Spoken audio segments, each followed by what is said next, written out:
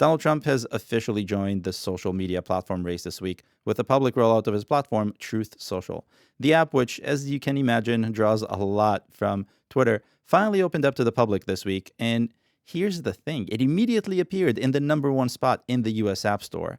Seeing that, you might think it's super hot, but it actually achieved that success thanks to pre-orders, a feature of the App Store that allows users to subscribe to have new apps automatically downloaded when they're released. And by doing that, Truth Social was able to collect downloads over a long period of time and then have a big splash on day one.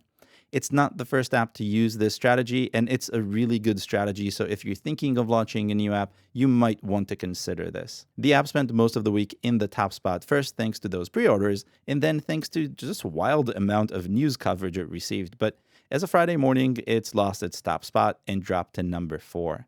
Because there is no Android version, a clone made its way to the top of Google Play earlier in the week. However, it's been pulled since.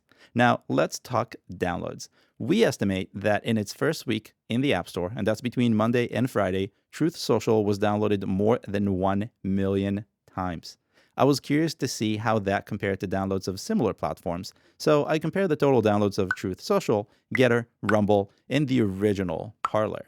And to make the comparison fair, I limited the data to the US App Store, and that's because it's only available in the US App Store. No Android component, no international coverage.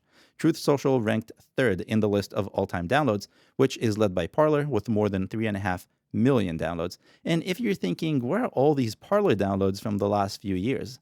Those came from Android devices and from other countries, which are things we're ignoring in this comparison. GETTR is in a very similar boat. The marketer in me questions the decision to focus on the App Store first, but politics make little sense, so I'm not going to continue that thought at all. I'm very curious to see who will be using this app in the long term. Its description, which calls the app's approach a big tent approach, not something I necessarily understand, makes it clear that the creators wanted diversity and not to become a silo like those other attempts at competing with Twitter. But is that even possible at this point?